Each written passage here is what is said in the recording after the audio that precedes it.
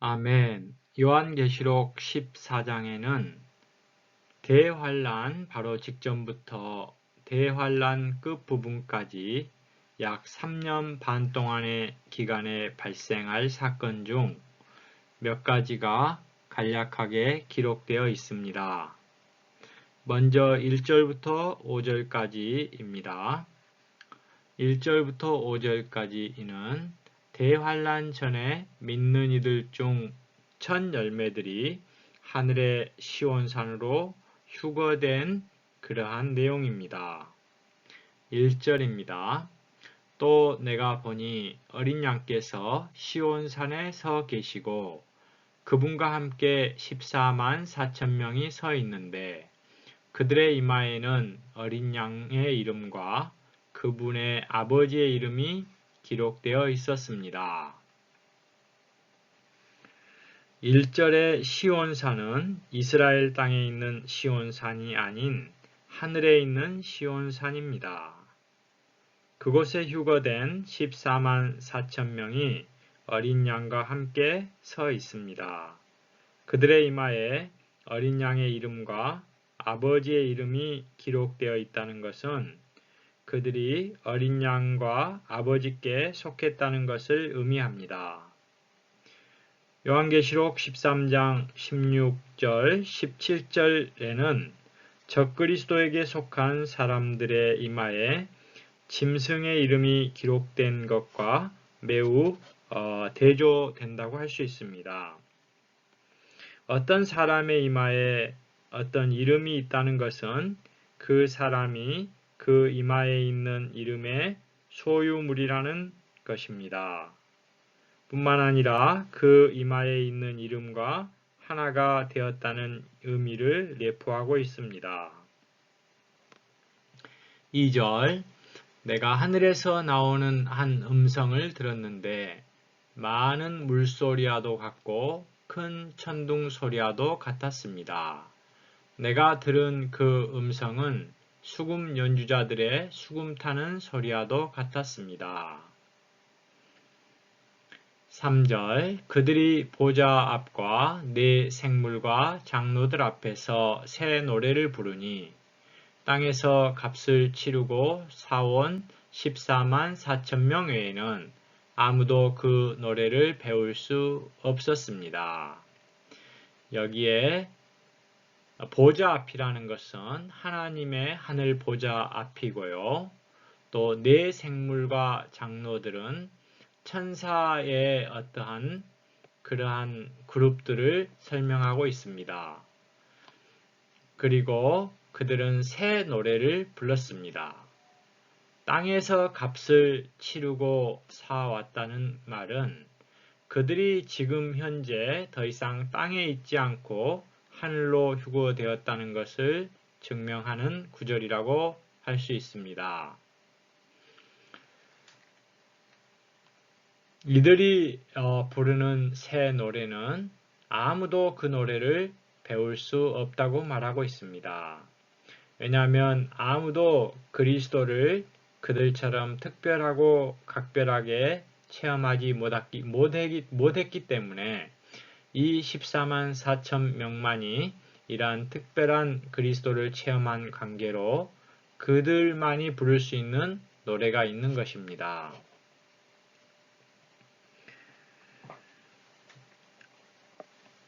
7장에서 설명드린 것처럼 14장의 14만 4천 명은 7장의 14만 4천 명과는 완전히 다른 사람들입니다. 7장은 이스라엘 12지파 중에 14만 4천 명으로서 대환란을 통과할 때 하나님의 특별한 보호를 받게 됩니다. 그러나 14장의 첫 열매들인 14만 4천 명은 4절과 5절의 내용처럼 신약에 믿는 이들 중 일부입니다. 4절은 그들은 여자들로 더럽힌 적이 없는 순결한 이들입니다. 그들은 어린 양께서 어디로 가시든지 그분을 따라가는 사람들이며 하나님과 어린 양께 첫 열매로 드려지도록 사람들 가운데서 사온 이들입니다. 여기에 순결한 이들이라는 것은 마태복음 19장 11절부터 12절까지에서 주님께서 언급하신 순결성을 지킨 이들인데요. 물론 동일한 원칙이 자매들에게도 적용될 수 있습니다. 동정을 지킨 믿는 이들입니다.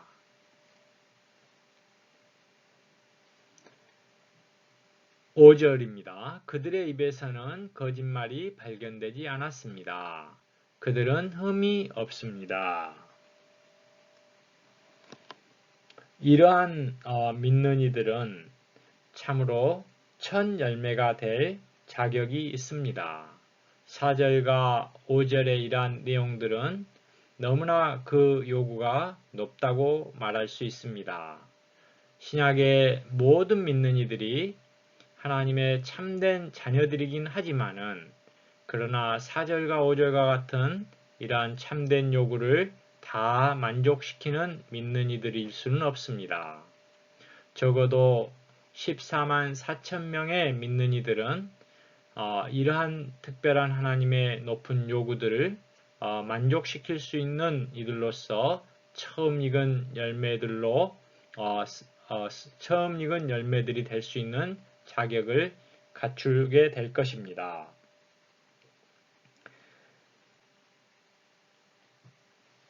이러한 기회에 대환란 이전에 휴거된 믿는 이들과 대환란 이후에 휴거된 믿는 이들에 대해 간단하게 말씀드리겠습니다.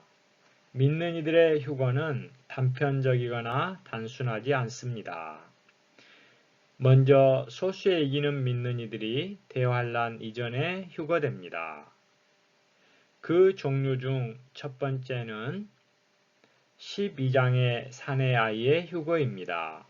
이들은 죽은 믿는 이들 중 순교당한 믿는 이들입니다. 두 번째는 살아있는 믿는 이들 중 첫 열매들인 14만 4천 명입니다. 우리가 14장 1절부터 5절까지에 나와 있는 방금 읽은 이러한 부류들이라고 할 수 있습니다. 세 번째는 기타 생명이 성숙한 이기는 믿는 이들입니다. 우리 중에 비록 사내아이나 첫 열매는 아닐지라도 비교적 먼저 있고 성숙한 믿는 이들이 이기는 믿는 이들로서 대환란 이전에 휴거될 것입니다. 나머지 성도들은 대환란을 통과하면서 순교당하거나 성숙하여 익은 열매들이 될 것입니다. 그래서 주님께서 대환란 끝에 공중으로 이 모든 믿는 이들을 불러 모으실 것입니다. 이러한 부분의 자세한 설명은 다음 기회가 온다면 영상을 한번 만들어 보겠습니다.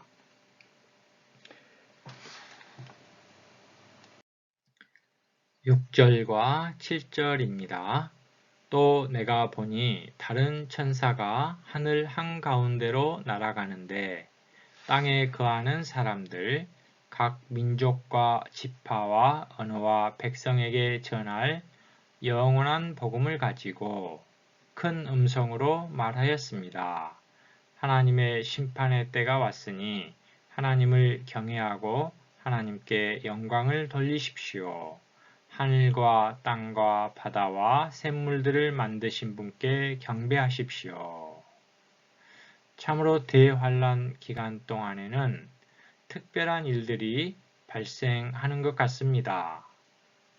천사가 하늘 한가운데로 날아가면서 사람들에게 어떤 소식을 전해줍니다.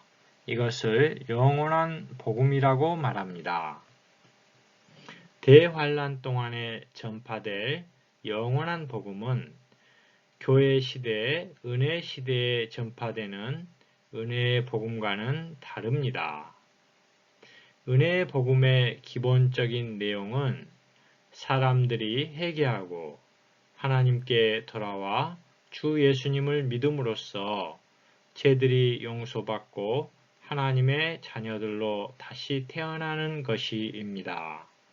그러나 여기에 천사가 전하는 영원한 복음은 그 기본적인 내용이 사람들로 하여금 하나님을 경외하고 하나님께 경배함으로써 적그리스도에게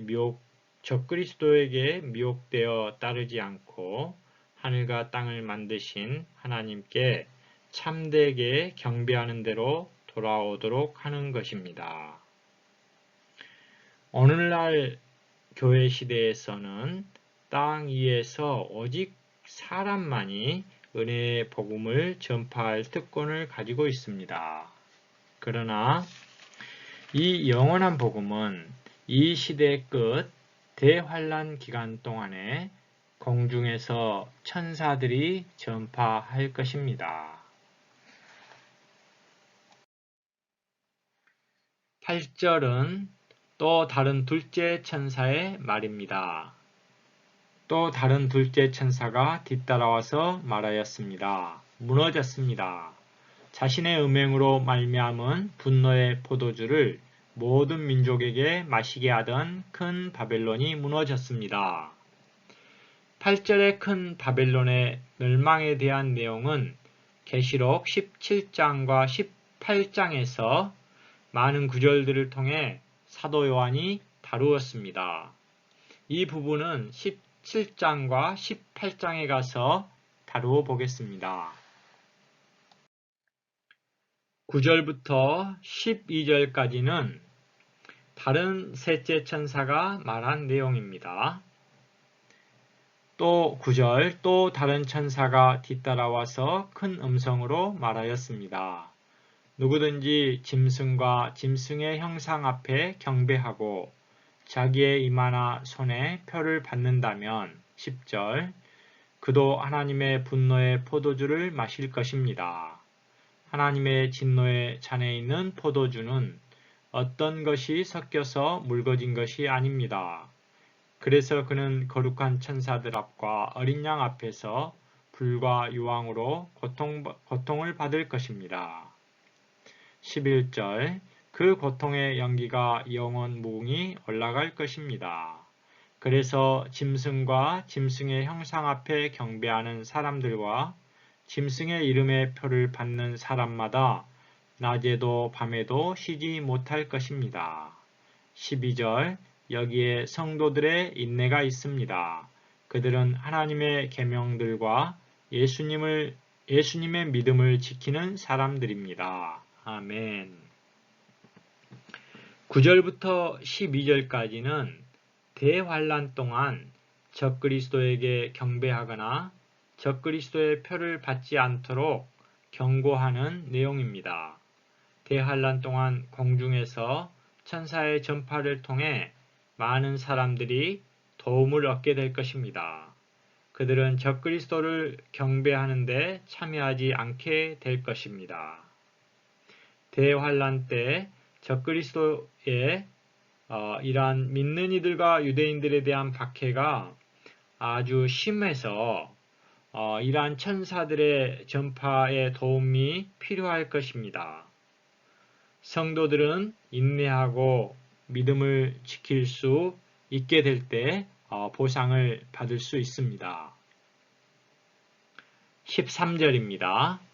나는 또 하늘에서 나오는 한 음성을 들었습니다. 기록하여라. 지금부터 주님 안에서 죽는 사람들은 복이 있다. 그러자 그 영께서 말씀하십니다. 그렇다. 그들은 수고를 그치고 쉴 것이다. 왜냐하면 그들의 일이 보상으로서 그들을 뒤따르기 때문이다. 13절에서 죽은 사람들은 대환란 동안 적그리스도의 박해를 받아 순교한 사람들을 가리킵니다. 계시록 20장 4절은 이렇게 대환란 기간에 순교한 사람들은 살아서 즉 부활해서 그리스도와 천년 동안 왕으로 다스리게 될 것이라고 말합니다. 이 부분에 있어서도 20장에 갈 때 다시 한번 설명하도록 하겠습니다. 14절부터 20절까지는 대환란이 끝날 무렵 믿는 이들의 수확과 그리고 적그리스도와 그 군대들의 수확의 두 방면을 기록하고 있습니다. 먼저 14절부터 16절까지는 믿는 이들에 대한 수확에 대한 기록입니다. 대환란을 통과하면서 대환란 이전에 휴거되지 못한 많은 믿는 이들이 익어가게 될 것입니다. 성숙하고 익은 후에 대환란 마지막 때쯤에 이제 주님은 그들을 수확할 수 있는 기회를 갖게 되셨습니다. 땅의 곡식이 이제 다 익어갔기 때문입니다.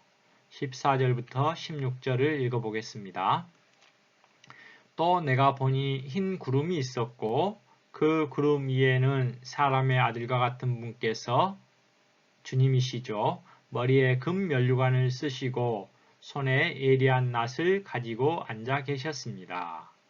또 다른 천사가 성전에서 나와서 구름 위에 앉으신 분께 큰 음성으로 부르짖었습니다.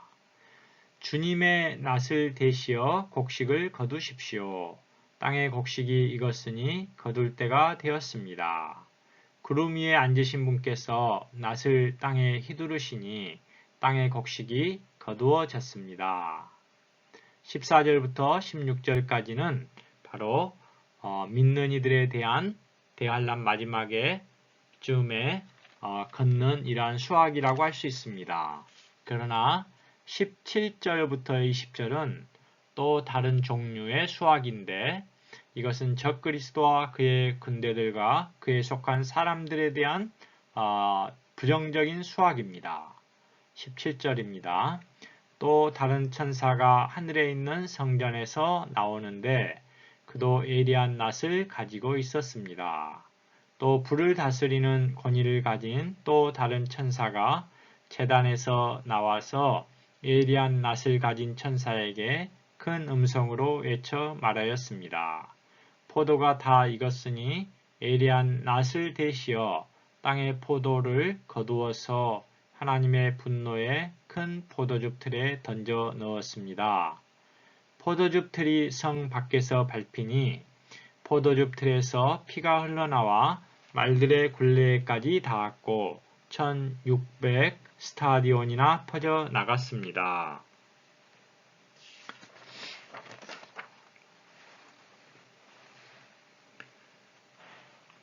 16장 12절부터 16절에서 보듯 이 하나님의 분노의 포도즙 틀은 아마겟돈에서 일어나게 될 것입니다. 아마겟돈은 여호사밧 골짜기에 있습니다. 그곳에 세상의 모든 악한 이방 군대들이 모일 것이고 주님과 주님의 이기는 성도들은 그들과 맞서 싸워 거기서 그들을 전멸시킬 것입니다. 16장에서 이 부분을 좀 더 자세히 다뤄보겠습니다. 20절에 있는 성은 예루살렘 성을 가리킵니다. 그리고 1600 스타디온이나 피가 퍼져나간다는 것은 1스타디온은 약 185m로 계산한다면 약 296km 정도 됩니다. 이것은 아마겟돈에서 보스라까지의 거리가 될 것입니다. 이 보스라에 관련된 구절은 이사야 63장 1절을 참고하시면 되겠습니다. 14장을 이렇게 간단하게 살펴봤습니다. 14장은 매우 다양하고 많은 주제를 다루는 장입니다. 그러나 첫 열매에 관련된 것을 제외하고는 모든 내용들이 짧게 다루어져 있습니다.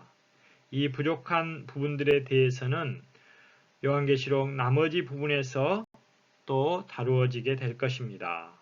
주님께 감사합니다. 이것으로 14장을 마치겠습니다. 아멘.